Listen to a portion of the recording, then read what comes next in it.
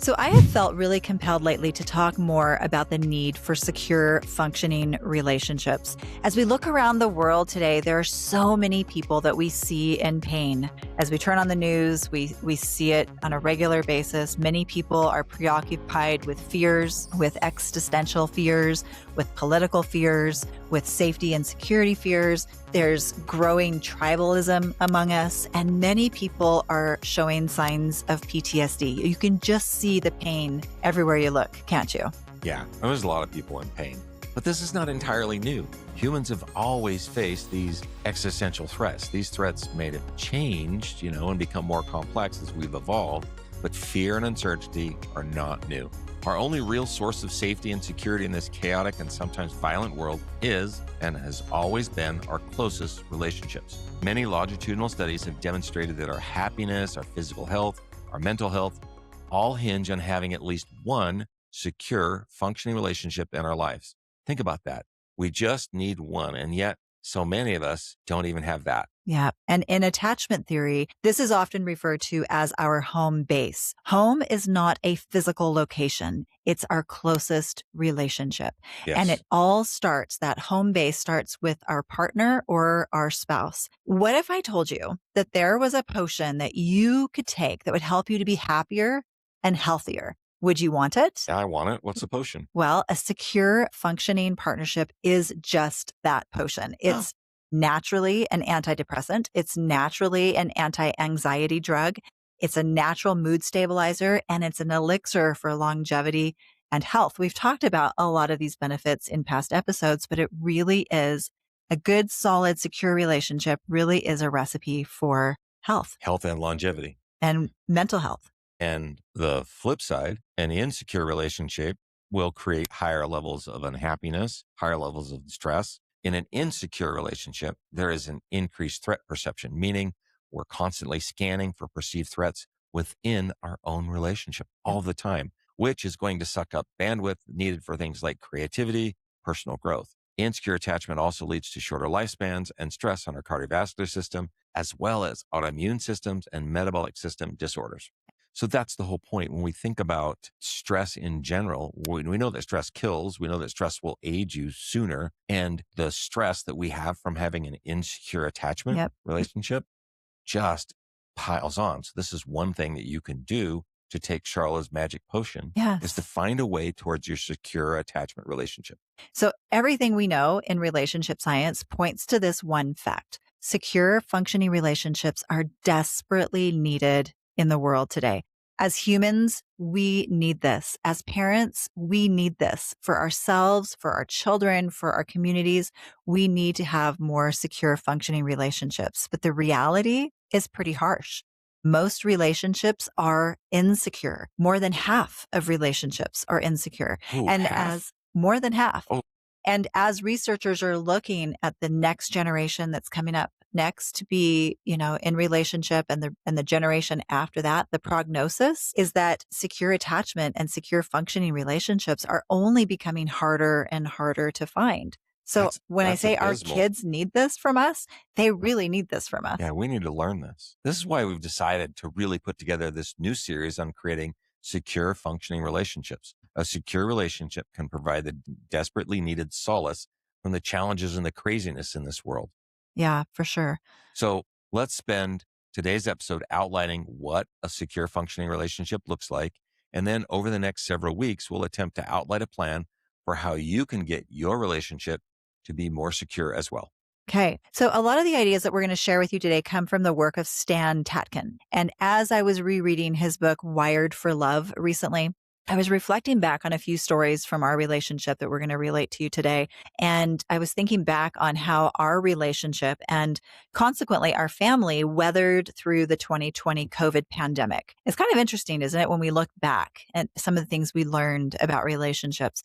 And I remember the exact day. It was March 9th, 2020. Oh, I remember this. Yeah. And I remember this specifically because I was traveling from Salt Lake City to Phoenix for a conference, but I made a pit stop in San Diego for a few days to visit my dad because he was in the hospital with sepsis. And it was obviously crazy because even the hospitals were still figuring out what to do. We didn't even have testing available No, yet. not even a little bit. Yeah. But while I was there, it was wild how fast the world seemed to be changing. It just seemed to just flip in an instant. The first major thing that happened was I received a text that my conference with thousands of attendees was canceled. And that's when it got real. That's when stuff really got real for me. It was when all those initial cases of COVID were starting to get confirmed. They were spreading and nobody really understood even what we were dealing with yet or how dangerous this was. And here I was in another state, away from Robert, away from my kids. And even worse, I was feeling my own body shutting down, getting sick. And by that night, I remember sitting in my rental car, absolutely shivering from chills with my heater cranked all the way up onto high, and I could not get warm because I had this raging fever, trying to decide what in the world I was going to do. I couldn't get on an airplane to go back home if I had COVID. I couldn't put myself around my loved ones. I couldn't stay at my parents' house, especially since my dad was already immunocompromised. And I couldn't in good conscience go to a hotel because I'd be exposing potentially everybody I come in contact with something that seemed, at least by what we were seeing in the initial reports on the news, something very deadly.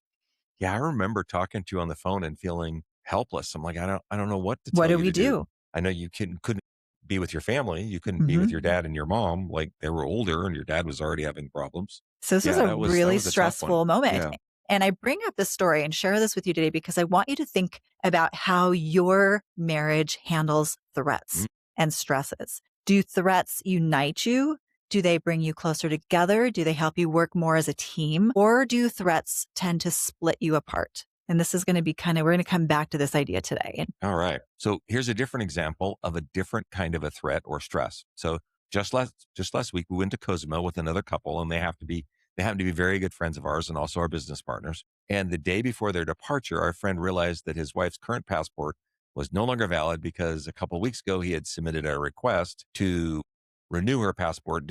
Didn't realize that it would invalidate her current passport. So Mm, it was a whole big thing. And then that's after stressful. spending the entire day trying to figure out, should we go? Should we not go? We all just decided to take a wild adventure, a little more wild for them than us. And so the way the travel plan was, we left from here and we were going through Dallas, DFW, and then on to Cozumel. And Dallas also happens to have a same day passport service. So the plan was for them to they had a 10 a.m. appointment, which was right after our plane landed. They were going to Uber over to the passport office and see if they could get a same day passport. Now, they had told her that she may not even be able to, one, they may be able to print it, and two, she may not even have a passport, which means they would have to figure out a way just to get home and just leave us in Cozumel by Mhm. ourselves. Such a crazy story. But they took a flyer and tried to make it work. So we said goodbye to them in Dallas, knowing that they'd probably at best miss their flight. At worst, we wouldn't see them again in For the whole Cozumel, weekend, yeah. right? Yeah. But they actually did get their passport, even though it was the last passport that they printed of the day. They Yeah. did get a passport. By this time, though, it was late in the day, so they had to run back to the airport only to find out that the rest of their flight itinerary had been canceled, including their return trip, because Done. they didn't show up to that connecting flight. So everything had to be rebooked. They had to find another way to get to Cozumel, and they had to rebook their return trip. So here was the tricky part. There were no more direct flights from Dallas that day to get to Cozumel. The only option was if they booked a flight to Cancun, which is across the water, and then hopefully they could catch a ferry. So they got the flight. It went into Cancun. And then as they looked at the website, they realized there was a 10 o'clock ferry from PM Playa del that Carmen. night. They landed at 8:45. So we're talking an hour and 15 to get, that's just from the plane landing. They needed to get through customs, find a taxi, Take an hour drive. take an hour drive. And so anyway, they get the taxi right around 9 p.m. and he tips the taxi driver and said, "Hey, get us to the ferry by 10. Here's another $20." He said it was like being on a NASCAR. The guy was just flying, but he got them there by 9:58 p.m. They got on the ferry. I was so surprised when I woke up at 2 a.m. I saw their text like, "Hey, we made it. We're in the hotel." Couldn't believe it. I couldn't believe it.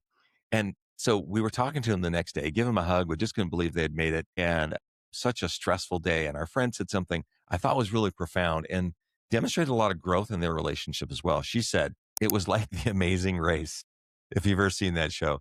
And here's the funny part. She said, we could have never done that together 6 to 7 years ago. Our marriage would never have tolerated that. Isn't that interesting? Yeah. Our marriage would No. never have tolerated that. Yes. So coming back, I'm going to relate this back to my COVID story. I did finally make it back home after a few days. That was a crazy time for us. And when I got back home, remember, home isn't just a physical place. Home is your wherever it is that you find your sense of safety and security. It's your person. Your person is your home base. Robert is my home. And he is the person that brings me that sense of safety and security. And so that was when I landed back and got back home to Salt Lake, when I got with him, even though the world was seeming to be falling apart around us, I just remember looking at him and saying, okay, what do we need to do? We got this. What do we need to do? Yeah. I think that's the strength that you find with your person. When you have this safety in the home base, we talked earlier about an insecure functioning relationship, insecure attachment relationship, Yes. how you lose creativity. But when you have a secure functioning relationship, we were able to imagine the things that we wanted to do and problem solve together. So for us, and I know this wasn't the case for many people, for many people, they endured a lot of pain during COVID. For us, we were fortunate, and the pandemic was actually a beautiful time for our marriage, and it was a beautiful time for our family. Our lives were less busy. Kids weren't going to school, less work to do. We were more present with each other. We slowed down. We had our kids around us. We were making meals together every day. And it was almost like returning to values and habits that we thought were lost in this sort of chaotic, crazy, busy world of ours. But the reason why the pandemic was a beautiful experience for us is because we had that sense of safety. We had that safe home base. We had a secure relationship. And we were fortunate in the same exact conditions that brought us sort of this beautiful experience and brought us together, tore so many families apart. Many couples just couldn't be around each other. They couldn't stand each other's presence. They fought over masks and vaccines and chores and money and parenting and even sex. And those with insecure attachments felt trapped being home. And the insecure marriages and relationships fell apart by the thousands. So do stress and threats split you, or do they bring you closer? Do they create more creativity, or do they create more uncertainty? There's a lot that can be learned from observing our reactions under stress, much like our friends in The Amazing Race. I guess we should just call it that, The Amazing Race. How 6 or 7 years ago, they wouldn't have been speaking to each other for a couple of days. Right. And now they were just, they managed to weather that. And that is a measure of growth in your relationship, your ability to have this functioning relationship. So our relationships, all of our relationships, need to become a survival system because they need to be able to weather threats. So when you have a survival system, you depend on each other. You count on each other for safety, for security. You count on each other to provide good health to one another, to happiness for one another, for longevity, for joy. The two of you have to be able to handle and can handle high stress times, because when you're in a secure functioning relationship, you can work together as a team. But to do that, what's the first thing we need? To be able to have that, our relationships must be safe at all times. That's number one. We can never afford to be adversaries in our relationship, or we will not have a relationship that can weather storms and stresses and pandemics. You've perhaps heard the saying, the war can never be in your own foxhole. And this is absolutely true in our marriages and our relationships. We must always promise to be allies, never adversaries. We must be each other's shelter from all the storms. Being one another's ally comes with a lot of responsibility, with the responsibility to collaborate, to cooperate, and maintain certain principles that both parties agree on, and to always be in each other's care. I think that's just so important. Always be, and we're going to repeat this over and over, allies, never adversaries. We cannot afford to be adversaries if we want to have the type of relationship that is secure functioning, that can weather the storms. Absolutely, yeah. So the first sign of a secure functioning relationship is one where the two of you can depend on each other for safety. This, I think a lot of people would say, well, that's a nice thing to have, or that's just a luxury for other people, but it's not. It is a necessity. So let me say that again. If we want to have a secure functioning relationship, the two of you must be the shelter together from the storms, because the world is not always going to be a safe place. Doesn't mean we need to be paranoid, but it's not going to always be a safe place. But your relationship must be. And that is going to require something of us. And it's going to require certain behavioral modifications from both Robert and from me to ensure that we can be each other's safe place. Because if not, we're going to harm each other. So we need to protect our partner from the worst in us by making certain changes so that we can always be each other's safe place. I like the behavioral modifications because that means that we have to take an active role, I want to say not just a passive role by not being mean, but we have to actually realize where those chinks in our armor are and say, like, this is an area where I need to grow up. I need Yeah. to allow this marriage to evolve me so that I can then be your safe space and you can be my safe space. Because I think we all have those things where we need to actively work so that we can protect our partner from something in us, the Oh yeah. worst in us. We all have a worst in us, and we just can't let that loose. Yeah, absolutely. That's so another sign of a secure functioning relationship is that we now have a system of equal shareholders. So let me share a story. When we first got married, the person who married us gave us some financial advice. And he said, whenever you make a financial decision, you want to wield the sword together. So you set a number, say it's $50, and then anything over the $50 amount, decide that you will make that decision together or not at all. Now, what he was really teaching us was how to be equal shareholders in the financial domain of our marriage. And he was teaching us to be in parity. Parity means being equal or equivalent, or maybe think of it as a union where you both have the same to gain and or the same to lose. And that was interesting. I know a lot of people when we first got married were like, wait, you have to talk to each other if you spend more than $50? And bear in mind that was 1992, so Yeah, maybe I that's mean, that $100 should be, today, yeah. whatever. I mean, that's, you think about when you're first married and you're broke, like $50 is, A ton. yeah. I mean, that's probably groceries for a couple of days It back then, or not, right, yeah, for sure. 150 years And ago. you know what's interesting? We get this advice and we actually took it to heart. I don't know why, but we did. Yeah, One of the maybe only things we took to heart of all the advice we got. that was a good one. We did more. But here's what's interesting. In the financial domain, at least of our relationship, we never really fought because we did follow that advice. Maybe there was one or two spats here and there when we weren't wielding the sword where we did actually end up in an argument. But for the most part, we haven't really fought that much about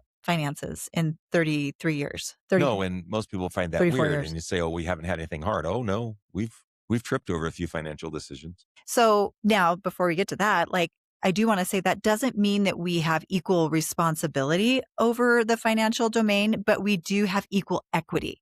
I like And that. I Yeah. think that's important. We are equal shareholders, like Robert said. Robert mostly pays the bills. I don't necessarily pay the bills or pay close enough attention to dates and numbers and things like that. But that doesn't mean that I'm cut out of the decision making. That doesn't mean that my opinion doesn't matter. I have passwords to all the accounts. We have goals in the realm of finances. We have a shared purpose for our money, and all of those things we do talk about. And as a result of wielding the sword over all of these years, the result is that when there is a financial loss, like Robert just kind of brought up, it's not like we haven't made mistakes with our money. We've lost money, but there's no resentment when that happens. There's no arguing when that happens because we both figuratively had our hands on the steering wheel for those decisions. Yeah. We were in parity. Yeah.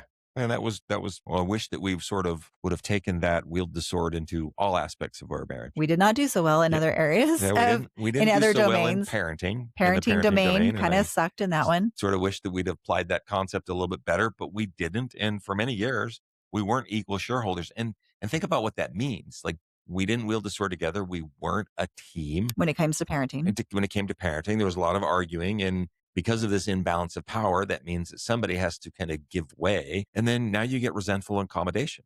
And hurt. And then now your sense of safety and security is lost because in that, at least in that domain, one of us wasn't happy. One of us was giving in. And one of us was feeling run over. And one of us was feeling run over and one was doing the running over. And then there was resentment. And now the safety and security is gone.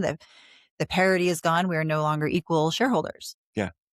In So that domain. it's easy to say that like, oh, well, we nailed this domain, but this is the one where you have to grow in all of those domains. And it takes a while. And through that experience, obviously we learned a ton that we now share with others, but it took us learning through those mistakes to kind of learn those lessons. And there's a saying that Stan Tatkin uses. He says, when generals fight, soldiers die. And as parents, we saw that because when we would fight, who suffers the most? It's your kids. Yep. The children suffer the most. And that is why we cannot afford to be adversaries, only allies, especially when we have kids. But even if we don't have kids, even anyone who wants a secure, functioning relationship with or without kids, there must be a sharing of power. We either find common ground on issues, or someone is running the other one over, and that one is being resentful, and the other one is doing the running over. And then, of course, we're not equal shareholders in that situation.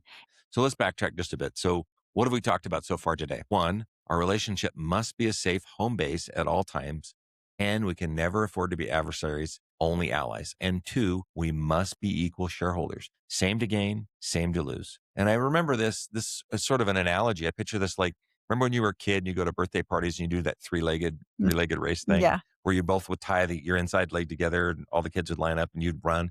And you would see how this plays out. The people that were in sync, that were moving together, that worked as a team, they would just cruise. And the other people who didn't even talk about it, maybe they just were, looking at the competition too much.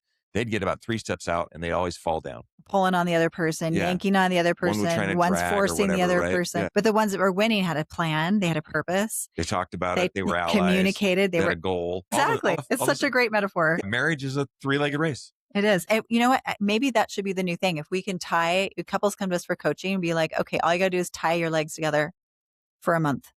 Well, we should just have them, we'll like give away a book or something at the beginning, and like first one, we'll just get out on the grass and like you guys just race for the book and see which ones work together.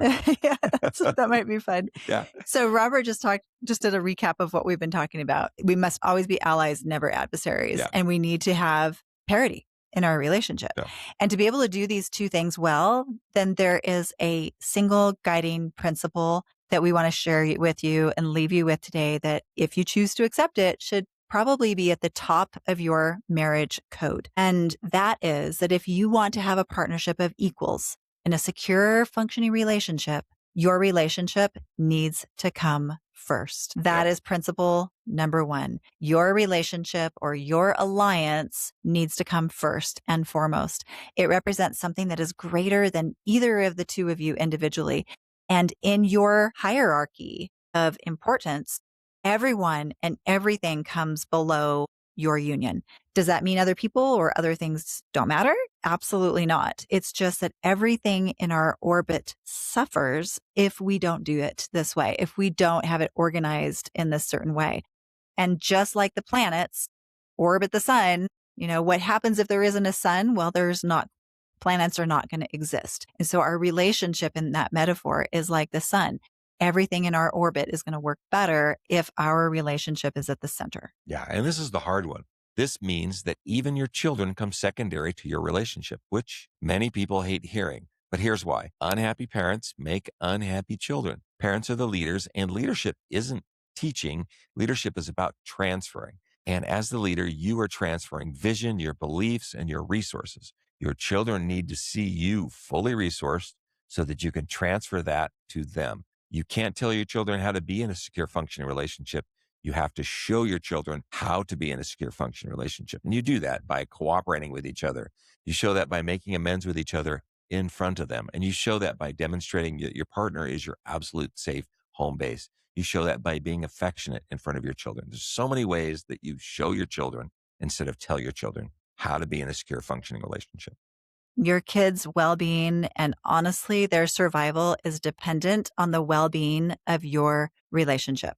This only happens if the couple puts themselves before everyone and everything. And that doesn't mean, I know I've heard people say like, oh, that means you're going to neglect your kids. No, it doesn't mean that. It's simply a way for you to be more resourced yourself so that you can transfer those resources to them and make the world better around you. So let's wrap this one up. Secure functioning means always allies, never adversaries.